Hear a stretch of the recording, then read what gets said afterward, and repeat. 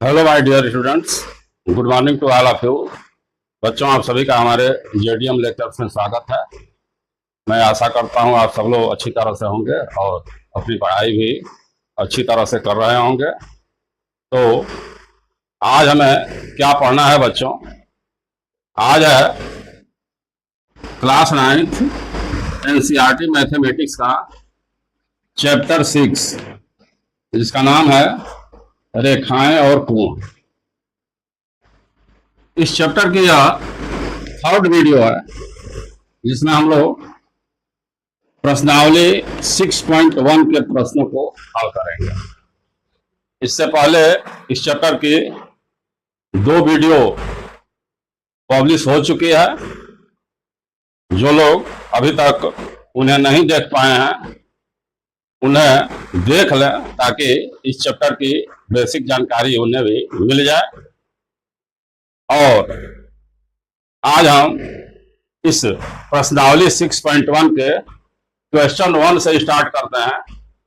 बच्चों, आप लोग यह जो क्वेश्चन है वो अपने टेक्स्ट बुक से देख लेंगे, और क्योंकि क्वेश्चन को लिखना फिर उनका सॉल्यूशन लिखना ये थोड़ा अनावश्यक रूप से वीडियो लंबी होगी, इसलिए प्रश्न को आप लोग टेक्स्ट बुक से देख लेंगे। यहाँ सिर्फ सॉल्यूशन पर फोकस करें।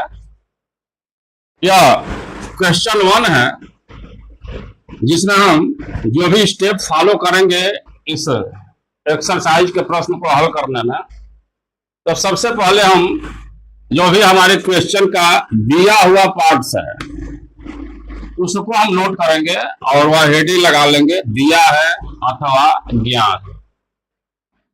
अब इस प्रश्न में हमें यह दिया हुआ है कि रेखाएं ए बी और सी डी बिंदु ओ पर प्रतिच्छेद करती है। सिंपल सी चीज है, 2 रेखाएं हैं, एक ए बी है और एक सी डी है। दोनों एक दूसरे को बिंदुओं पर प्रतिच्छेद करती हैं। जैसा फिगर से स्पष्ट है, यह रेखा ए बी है और यह रेखा सी डी है। दोनों एक दूसरे को इस बिंदुओं पर प्रतिच्छेद करते हैं। इसके बाद कुछ एंगल्स के मान दिए हुए हैं। दिया है कि angle AOC plus angle BOE equals 70 degree, और दूसरा दिया हुआ है कि एंगल BOD इक्वल्स 40 डिग्री। इतना दिया होने के बाद हमसे पूछा गया है कि एंगल BOE का मान बताइए और प्रतिवर्ती कोण COE का मान बताइए। हमें 2 एंगल का मान बताना है, तो जो हमसे पूछा जाए उसे हम ज्ञात करना है हेडिंग दे करके और नोट कर लेंगे। जो दिया है उसको दिया है हेडिंग के अंतर्गत नोट कर लें, और जो हमसे पूछा जाए क्वेश्चन में उसे हम ज्ञात करना है हेडिंग लगा करके नोट कर लें, फिगर बना लें। इसके बाद से हम प्रश्न को हल करना शुरू करेंगे। तो पहले इस ज्ञात में यह तो हो गया कि ए बी और सी डी 2 रेखाएं हैं जो बिंदुओं पर प्रतिच्छेद करती हैं। इसको ध्यान से देखो बच्चों कि एंगल AOC का मतलब यह एंगल है, प्लस एंगल BOE ये एंगल है। इनका अलग अलग मान नहीं दिया हुआ है, बल्कि दोनों का योगफल 70 डिग्री दिया हुआ है, और अलग से हमें एक एंगल BOD का मान दिया है 40 डिग्री। BOD हमारा ये एंगल होगा जिसका मान हमें दिया हुआ है 40 डिग्री।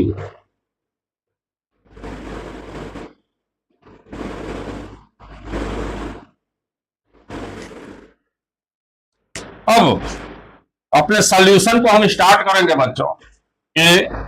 यहां हम देख रहे हैं कि एंगल AOC और एंगल BOD ये जो दोनों कोण हैं, यह AB और CD के प्रतिच्छेद बिंदु पर आमने सामने बने हुए हैं, और ऐसे कोणों को हम शीर्षाभिमुख कोण कहते हैं।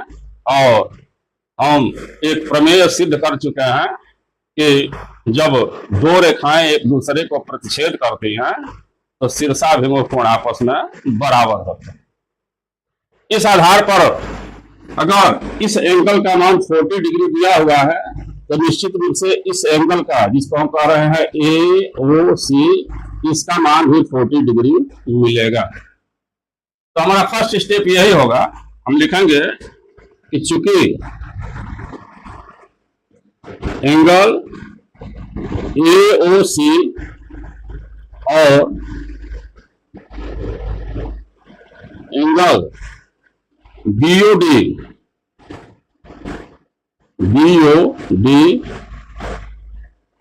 शीर्षाभिमुख कोण है,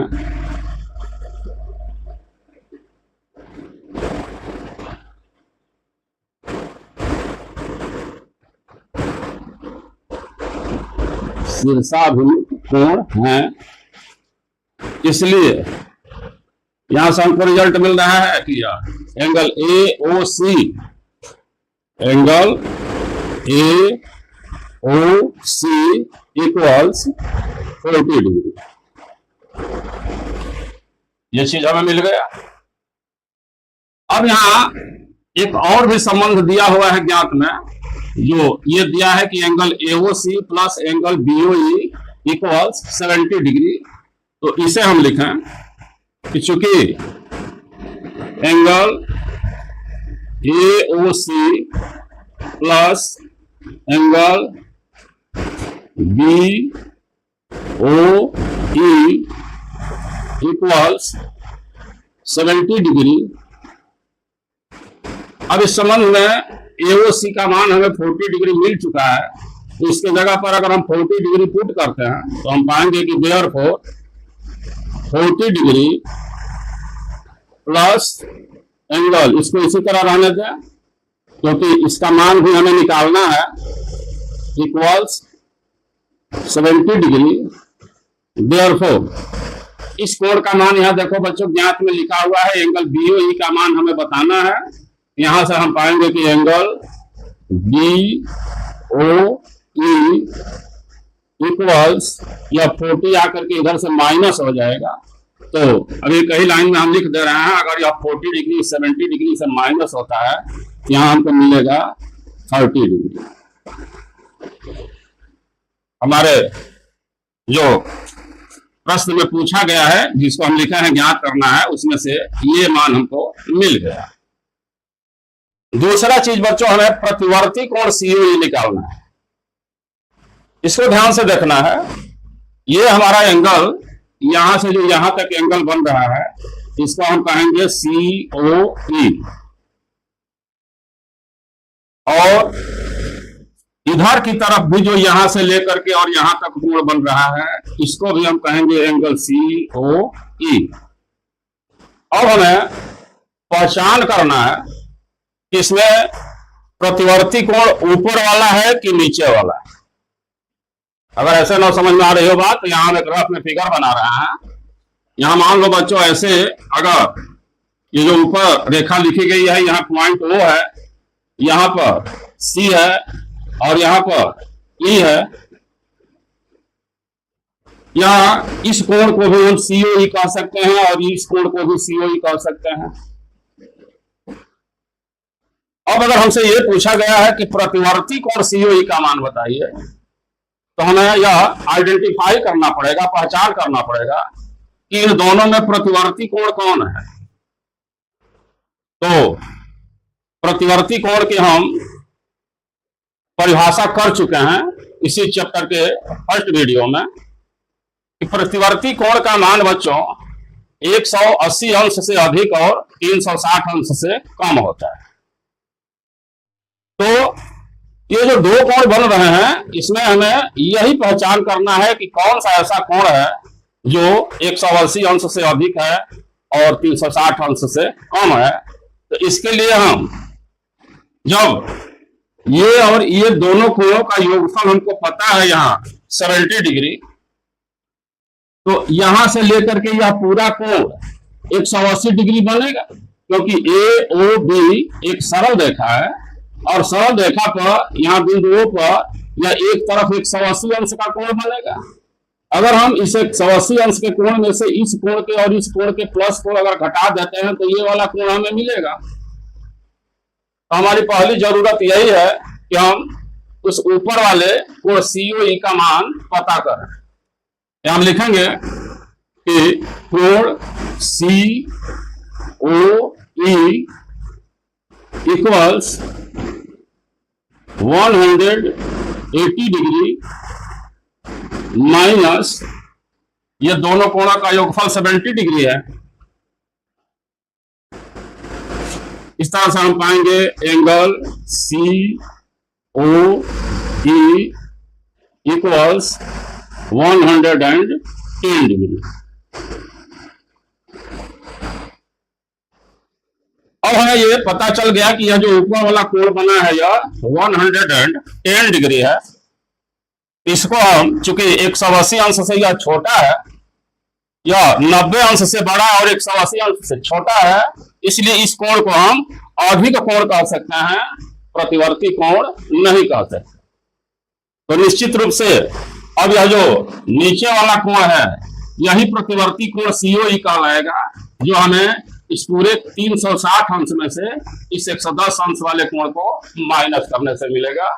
तो यहां लास्ट में हम लिखेंगे कि इसलिए प्रतिवर्ती कोण COE equals 360 degree minus 110 degree equals 250 degree. इस तरह से हमारे क्वेश्चन का लास्ट में आंसर होगा।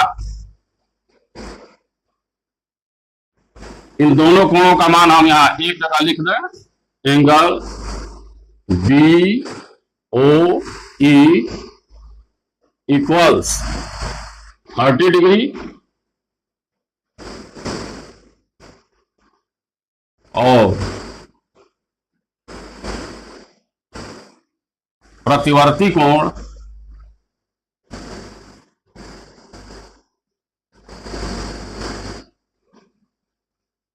COE equals 250 degree. ये हमारे इस प्रश्न का आंसर हो जाएगा।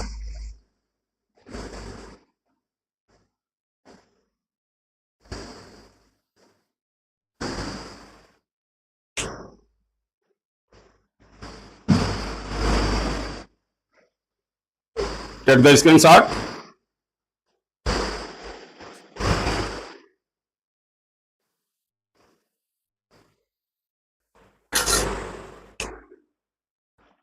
इस प्रश्नावली का सेकंड क्वेश्चन है बच्चों, जिसमें ज्ञात है हमें कि रेखाएं x, y और MN बिंदु O पर प्रतिच्छेद करती हैं।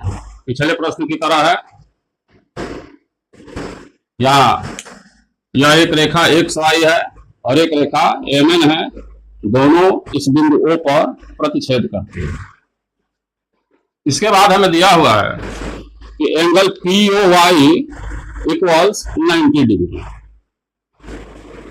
POY यह एंगल 90 डिग्री है और दो कोणों पर, इस पर A लिखा है और इस पर B लिखा है। इन कोणों के मान नहीं दिए गए हैं, बल्कि यहाँ दोनों कोणों में एक अनुपात दिया है कि A/B इक्वल्स 2/3। तब हमें इस C का मान निकालना है। ये जो इधर एंगल बना हुआ है यहां से लेकर के यहां तक, इसको C लिखा गया है, हमें इसी C का मान ज्ञात करना है। तो ये ध्यान देना है बच्चों कि अगर यह XOY एक सरल रेखा है और इस पर यहाँ इस साइड में अगर ये 90 अंश का कोण बना है, तो इस साइड में भी यह पूरा कोण 90 अंश होगा, कन्फर्म है। लेकिन उसमें ये कितना है नहीं ज्ञात है, तो हमारी फर्स्ट प्रायोरिटी यही होगी कि हम इस A और B का मान ज्ञात कर दें। इसके लिए हमें जो यहाँ दिया हुआ है कि A/B इक्वल्स 2/3, इसी को हम नोट करें। चूंकि A/B बी इक्वल्स 2:3। जहां भी बच्चों दो कोणों में इस तरह का अनुपात दिया गया हो तो इस अनुपात वाली संख्याओं के साथ हम अगर x लगा करके ये मान लें कि माना a का मान 2x है और b का मान 3x है, यही हमारे इस a और b का मान ज्ञात करने का प्रोसेस होगा। कि सबसे पहले हम मानेंगे कि माना a इक्वल्स 2x और b इक्वल्स 3x। अगर हम इतना एज्यूम कर लिए, मान लिए कि a का मान 2x है और b का मान 3x है, तो ये तो हम जानते हैं कि ये दोनों का योगफल 90 डिग्री होगा। तो हम यहां लिख सकते हैं कि therefore 2x plus 3x equals 90 degree. ये दोनों ऐड होकर के 5x बनेंगे। 5x equals 90 degree. Therefore x equals, ये 5 इधर आकर के 90 को डिवाइड करेगा तो यहाँ x का वैल्यू हमें मिलेगा 18। अब अगर x का वैल्यू 18 मिल गया तो हम इस a का मान 2x लिया है और b का मान 3x लिया है, यहां से आराम से हमको मिल जाएगा कि देयरफॉर a इक्वल्स 2x है, यानी 2 into 18 equals 36 degree and b equals 3 into 18 equals 54 degree. यह a और b दोनों के मान मिल गए। अब यहां से आगे बढ़ने के लिए हम फिर यह देख सकते हैं कि जो यहाँ b लिखा हुआ है और यहां पर है एक एंगल NOY, ये वाला, ये एंगल और ये एंगल शीर्षाभिमुख कोण है। तो अगर b का मान हमको मिला 54 डिग्री, इधर NOY यह मान भी हमको 54 डिग्री मिलेगा। यहां से हम लिख सकते हैं कि therefore angle NOY equals 54 degree. यहां आगे हम रीजन दिखा देंगे, शीर्षाभिमुख कोण।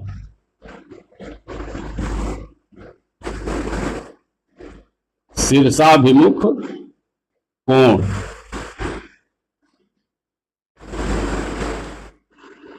अब अगर ये एंगल हमको पता चल गया 54 डिग्री, तो हम यहाँ नीचे भी देख सकते हैं कि इस पॉइंट O पर यहां से लेकर के यहां तक 180 अंश का कोण बनेगा, जिसमें से ये कोण अगर 54 डिग्री हो गया तो 180 में से अगर हम इस 54 डिग्री को घटा देते हैं तो हमको C का मान मिल जाएगा। यहां हम लास्ट में लिख सकते हैं कि therefore C equals 180 degree minus 54 degree equals, यहीं पर लिखना, इक्वल्स या हो जाएगा 126 डिग्री। ये हमारे इस क्वेश्चन का आंसर हो गया।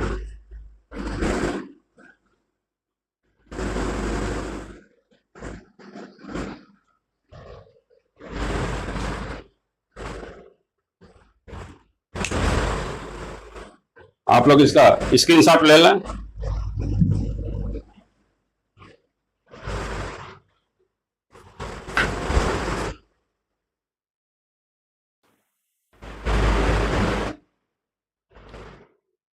इस प्रश्नावली 6.1 के क्वेश्चन 3 है बच्चों, इसमें हमें दिया है angle PQR equals angle PRQ।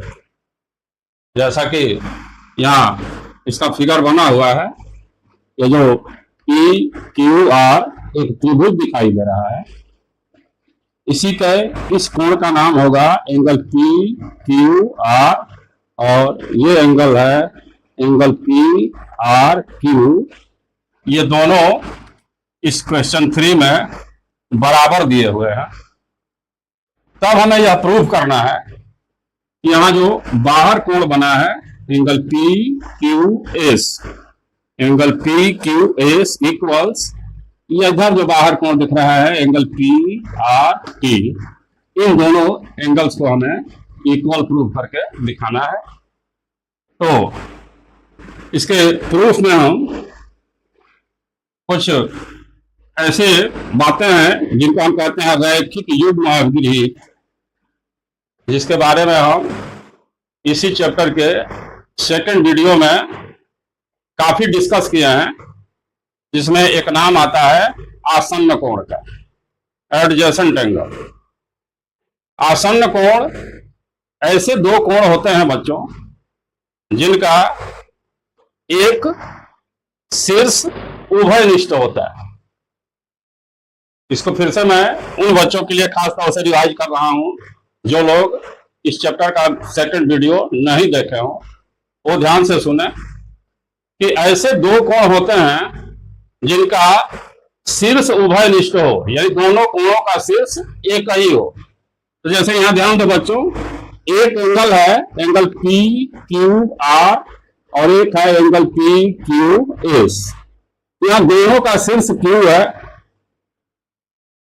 आसन्न कोणों की दूसरी कंडीशन होती है कि दोनों कोणों में एक भुजा उभयनिष्ठ होती है। तो यहां हम ध्यान दें, या जो क्यू पी भुजा है यह इस पी क्यू आर की भी भुजा है और पी क्यू एस की भी भुजा है। तो आसन्न कोण में यह दूसरी शर्त भी कंप्लीट हो रही है। दोनों कोणों का शीर्ष उभयनिष्ठ है, दोनों की यह भुजा क्यू पी उभयनिष्ठ है, और इस क्यू पी को छोड़ करके इस कोण की एक भुजा बन रही है क्यू एस और एक भुजा बन रही है क्यू आर।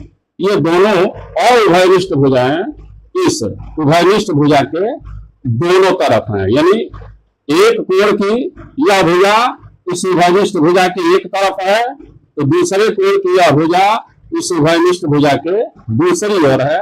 इस तरह से ये जो दो कोण हमको यहाँ दिख रहे हैं पी क्यू आर और पी क्यू एस, ये आसन्न कोण की शर्तों को पूरा कर रहे हैं। कहने का मतलब कि ये दोनों कोण आसन्न कोण हैं। इसके बाद हम दो अभिगृहीत बताए हैं 6.1 और 6.2, जिसमें से एक अभिगृहीत यह है कि यदि कोई किरण किसी भुजा पर खड़ी हो तो आसन्न कोणों का योगफल 180 अंश होता है। तो देखा जाए कि ये कंडीशन यहाँ फुलफिल हो रहा है कि नहीं हो रहा है। ये क्यूपी एक किरण है और एसटी एक रेखा है। यह किरण इस रेखा पर खड़ी है, और यदि इस तरह से जो दो को आसन्न कोण बनते हैं कि एक किरण एक रेखा पर खड़ी हो, तो ऐसे आसन्न कोणों का योगफल 180 अंश होता है, और इसको हम कहते हैं रैखिक युग्म अभिगृहीत। तो यहां इस रैखिक युग्म अभिगृहीत से हम पी क्यू ए आर और पी क्यू एस इन दोनों कोणों के योगफल को 180 अंश लिख सकते हैं। यहाँ रैखिक युग्म अभिगृहीत से एक संबंध मिलेगा हमको कि angle P Q R plus angle P Q S equals 180 degree. ये हमारा एक समीकरण मिल गया। सेम इसी अभिगृहीत को लागू करते हुए हम यहाँ इन दोनों कोणों के योगफल को भी 180 अंश दिखा सकते हैं, क्योंकि यहाँ पर भी आरपी एक किरण है और एसटी एक रेखा है। यह किरण इस रेखा पर खड़ी है, इसलिए यहाँ भी इन दोनों आसन्न कोणों का योगफल 180 अंश होगा। तो यहाँ हम लिख सकते हैं कि एंगल और angle P R Q plus angle P R T equals 180 degree. ये हमारा संबंध 2 बन गया। अब इन दोनों समीकरणों में हम देख रहे हैं कि राइट हैंड साइड में 180 डिग्री है, यानी राइट हैंड साइड इक्वल है, तो कंफर्म है कि इनका लेफ्ट हैंड साइड भी इक्वल होगा। तो यहां से हम लिखेंगे कि समीकरण 1 व 2 से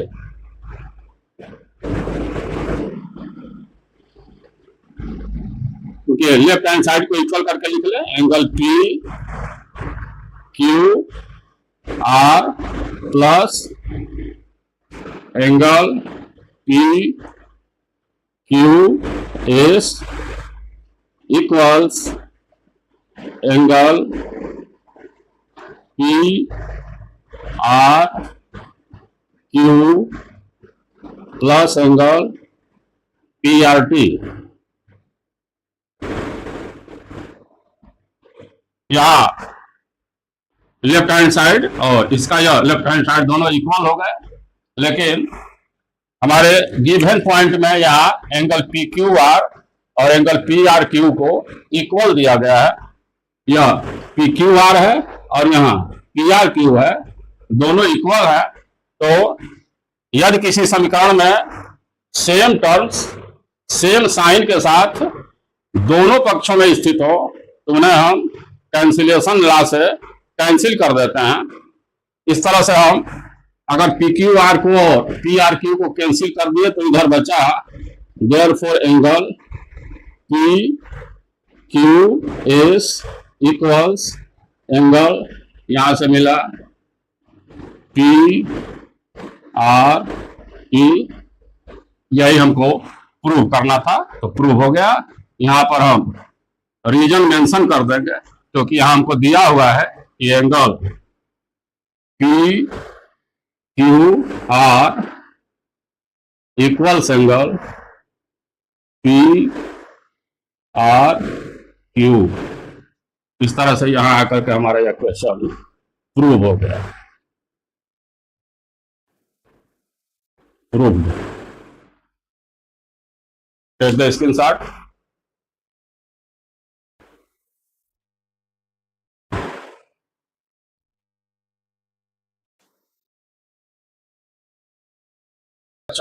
जिसमें हमें दिया है x प्लस वाई इक्वल्स डब्ल्यू प्लस जेड।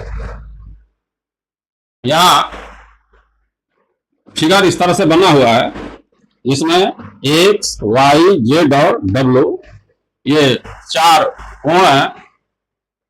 इन चारों कोणों में इस तरह का एक संबंध दिया है कि x प्लस वाई और w प्लस जेड एक दूसरे के इक्वल हैं। हमें प्रूफ करना है कि ए ओ बी एक सरल रेखा है, मतलब यह ए ओ बी इस रेखा को एक सरल रेखा प्रूफ करना है।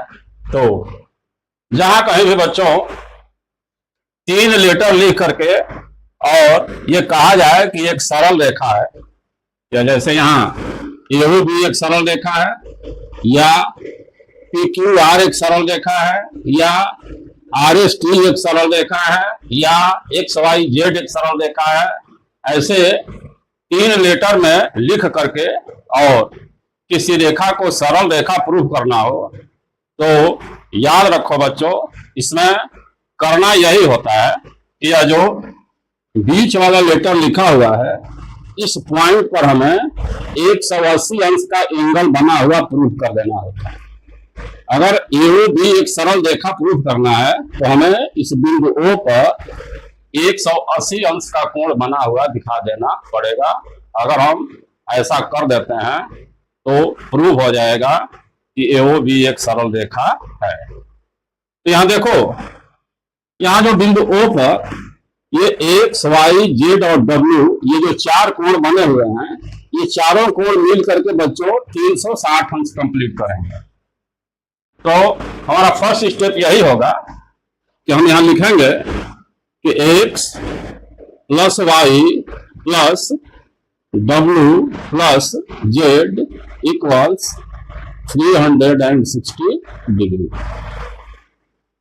और इसमें हम इस संबंध को पुट करेंगे, जहां x प्लस वाई है वहां हम w प्लस जेड पुट कर सकते हैं, या जहां w प्लस जेड लिखा हो उसको हटा करके हम उसके जगह पर x प्लस वाई पुट कर सकते हैं, क्योंकि दोनों इक्वल है।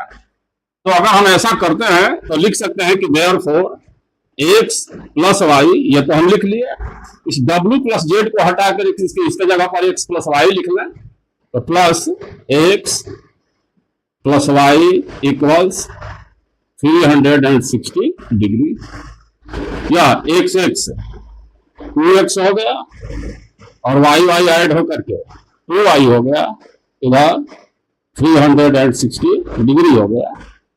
अगर हम 2 को कॉमन निकालते हैं तो यहां मिलेगा x plus y equals 360 degree. अगर ये 2 को हम उधर ट्रांसफर कर दें, या 360 डिग्री डिवाइड होकर के 180 डिग्री मिलेगा, और इधर बच जाएगा x plus y equals 180 degree. अब यह x प्लस वाई यानी ये दोनों मिल करके अगर ये 180 अंश हो गए, इसका मतलब कि एओ भी 180 अंश हो गया। तो हम लिख सकते हैं कि therefore angle AOB equals 180 degree, और जब इस O पर 180 डिग्री का एंगल बन गया तो हम लिख सकते हैं कि अतः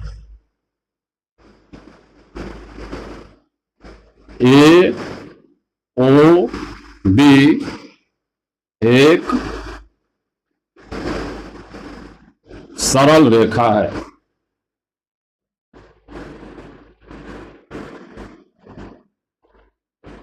यहां आकर के हमारा यह क्वेश्चन प्रूव हो गया।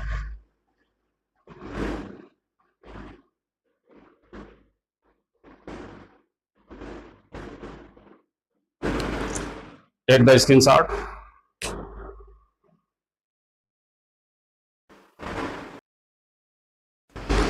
क्वेश्चन 5 है बच्चों, जिसमें दिया है कि POQ एक रेखा है। फिगर से स्पष्ट है, POQ एक रेखा है, किरण OR लंब PQ।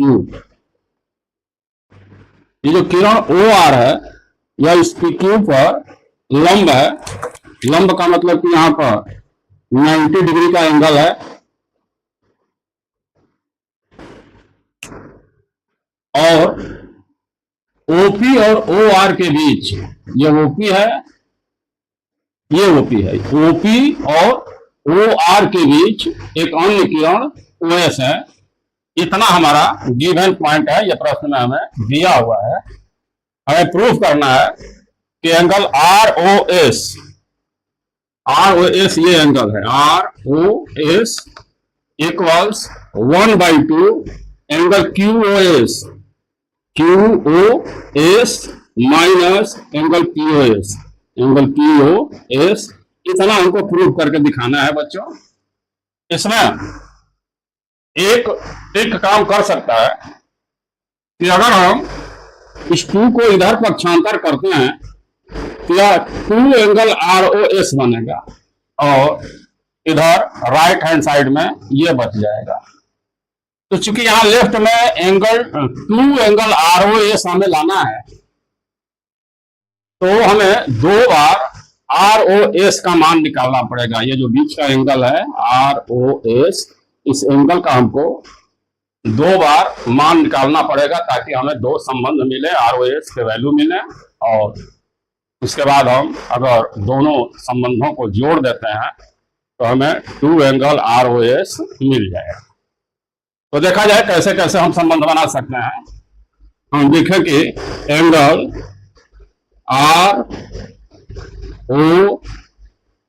ROS इक्वल्स यहां ध्यान दो बच्चे, ये हमारा ROS है। जब इधर ये 90 डिग्री का एंगल है तो इधर भी यह पूरा एंगल 90 डिग्री बनेगा। इस 90 डिग्री के एंगल में से अगर हम POS इस एंगल को माइनस कर देते हैं तो यह हमारा एंगल ROS बचेगा। यानी हम लिख सकते हैं कि angle ROS equals 90 degree minus, ये पूरा 90 डिग्री है, इसमें से हम इस एंगल को माइनस कर दिए, एंगल POS, और इसको एक संबंध बना दिया। पुनः हम इसी एंगल का मान निकाल लें, एंगल ROS इक्वल्स, अब देखा जाए इस साइड से अगर हम मान निकालना चाहते हैं तो ROS, अगर हम यह पूरा एंगल ले लें QOS, ये पूरे एंगल में से इस 90 डिग्री को माइनस कर दे तो फिर ROS मिलेगा। यहां से हमको मिलेगा कि angle QOS minus 90 degree, angle QOS minus 90 degree, ये हमारा संबंध 2 बन गया। अब हम दोनों को जोड़ दें और यहां लिखे कि समीकरण 1 व 2 को जोड़ने पर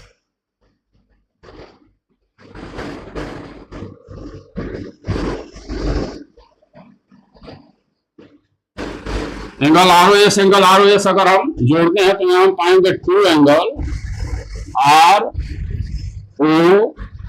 ROS इक्वल्स, यहाँ राइट हैंड साइड में ध्यान देना है, ये प्लस 90 डिग्री है, ये माइनस 90 डिग्री है, दोनों कैंसिल हो जाएंगे। ये एंगल प्लस में है और यह एंगल माइनस में है, तो पहले हम लोग इसी को लिखें, एंगल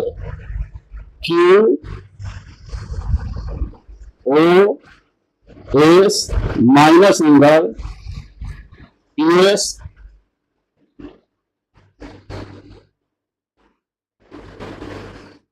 यहां से अगर 2 को उधर पक्षांतर कर देते हैं तो हम पाएंगे कि therefore angle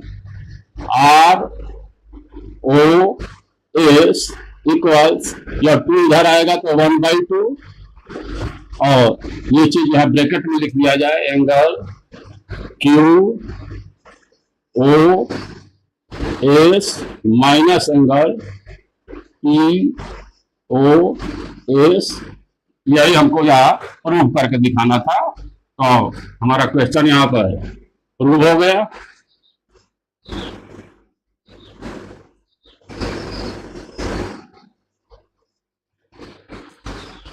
take the screenshot. मैंने दिया है कि एंगल XYZ इक्वल्स 64 डिग्री, फिर दिया है XY को बिंदु यहाँ P तक है, बिंदु P तक बढ़ाया गया है। यह XY है, XYZ, यह एंगल 64 डिग्री दिया हुआ है। फिर कहा जा रहा है कि XY को बिंदु P तक बढ़ाया गया है, और एक किरण YQ, ये जो YQ किरण है, यह एंगल XYP को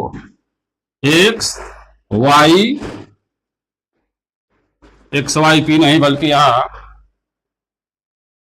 ZYP होना चाहिए,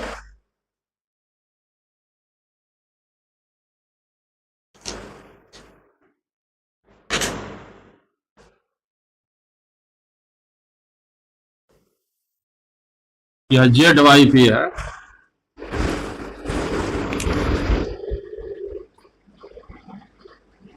इसे समझ लेना है, angle XYZ equal 64 degree, XYZ equal 64 degree, X Y को बिंदु P तक बढ़ाया गया है, ये एक्स वाई है, इसको बिंदु P तक बढ़ाया गया है।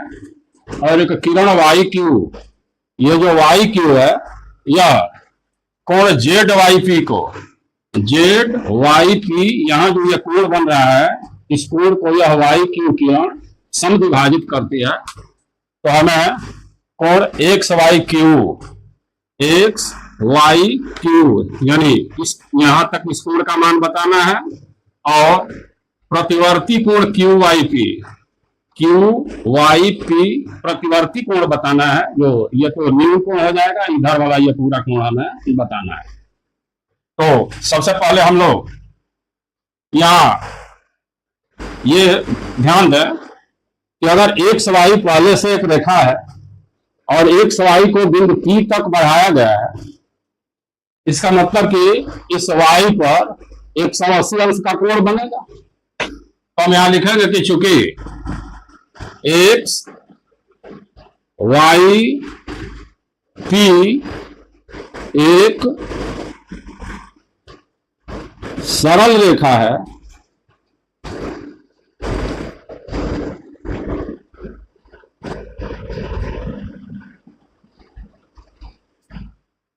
एक्स वाई पी एक सरल रेखा है, तो यहां पर यह जो angle X Y Z, therefore angle X Y Z plus ये एक्स वाई जेड हो गया और प्लस जेड वाई पी, ये इधर वाला कोण, angle Z Y P equals 180 degree. फिर से समझ लो बच्चों, यहां इस y पर चूंकि एक्स वाई को P तक बढ़ाया गया है तो यह एक्स वाई पी एक सरल रेखा होगी, इसलिए इस y पर यह पूरा एंगल 180 अंश का बनेगा। यह 180 अंश के एंगल को हम दो पार्ट में लिख लिए, एक जो इधर 64 डिग्री पता है और एक इधर एक ये पूरा कोण ले लिए जिसका नाम होगा जेड वाई पी, यानी angle X Y Z plus angle Z Y P equals 180 degree. अब इस एक्स वाई जेड का मान यहां हमको पता है, तो therefore 64 degree plus angle Z Y P equals 180 degree. Therefore angle Z Y P equals ये 180 डिग्री है और यह 64 डिग्री इधर आकर के माइनस हो जाएगा। यहां हमको मिलेगा, अगर हम 180 डिग्री में से 64 माइनस करते हैं तो हम पाएंगे 116 degree.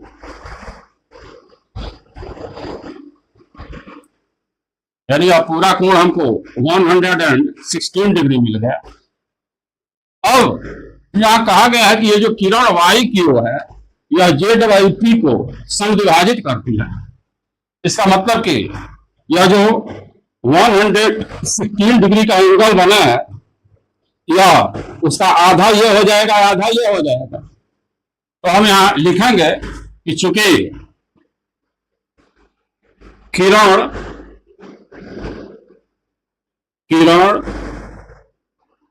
Y Q angle Z Y P को समद्विभाजित करती है,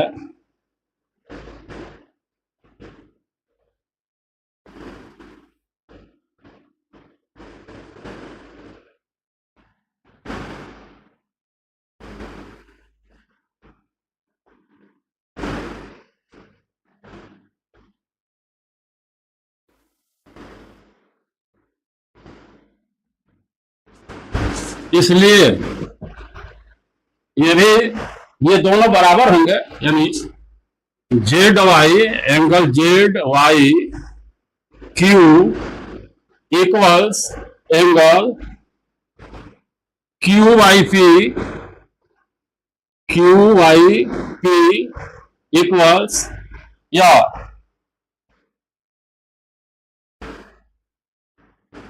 116 डिग्री का हाफ हाफ हो जाएगा 58 डिग्री। यानी यह एंगल भी 58 डिग्री हो गया, यह भी 58 डिग्री हो गया। अब हम एंगल एक्स वाई क्यू इसका मान निकालें। Therefore angle X Y Q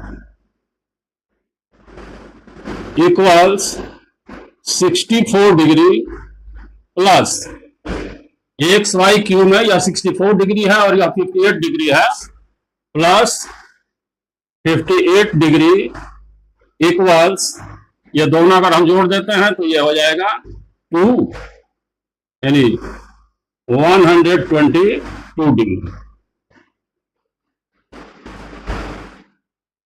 फिर यहां हमें निकालना है प्रतिवर्ती कोण Q Y P.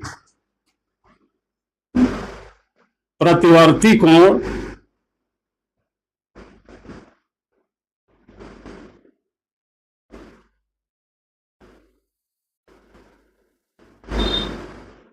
Q Y P equals, अब देखो बच्चों यह क्यू वाई पी ये वाला एंगल भी कहलाएगा और यह वाला एंगल भी कहलाएगा। चूंकि हमें प्रतिवर्ती कोण क्यू वाई पी का मान निकालना है तो प्रतिवर्ती शब्द के प्रयोग से ही यह समझ लेना चाहिए कि उस कोण का मान 180 अंश से अधिक और 360 अंश से कम होगा। तो देखने से ही स्पष्ट लग रहा है कि यह क्यू वाई पी जो है, जो हमें यह कोण शो कर रहा है, तो अभी अभी हम मान निकाल चुके हैं कि इसका मान 58 डिग्री है। तो अगर हम इस कोण को लिखते हैं क्यू वाई पी तो यह प्रतिवर्ती कोण नहीं होगा, बल्कि यह जब 58 डिग्री है तो यह एक न्यून कोण होगा। तो प्रतिवर्ती कोण इधर वाले साइड में बनने वाला कोण होगा, जो हमें 360 अंश में से इस 58 डिग्री को माइनस करने से मिलेगा। तो यहाँ प्रतिवर्ती कोण क्यू वाई पी हो जाएगा 360 डिग्री माइनस 58 डिग्री, और इस तरह से इस कोण का मान हमको मिलेगा 302 डिग्री। इस तरह से ये जो दोनों मान यहां हमको मिल रहे हैं, यही हमारे इस प्रश्न के आंसर होंगे। एक आंसर होगा 122 डिग्री और एक आंसर होगा 302 डिग्री। इस तरह से बच्चों इस एक्सरसाइज 6.1 के सभी क्वेश्चन कंप्लीट हुए। अगर आप लोगों को ये क्वेश्चंस और इनके सॉल्यूशन समझ में आ रहे हो, मेरी पढ़ाई अच्छी लग रही हो, तो आप लोग मेरे चैनल को सब्सक्राइब करें, वीडियो को लाइक करें और अपने दोस्तों में शेयर करें, ताकि और भी अच्छी से अच्छी वीडियो आप लोगों के सामने प्रेषित हो सकें और आप लोग उसका लाभ उठा सकें। Thanks for watching my video. Bye.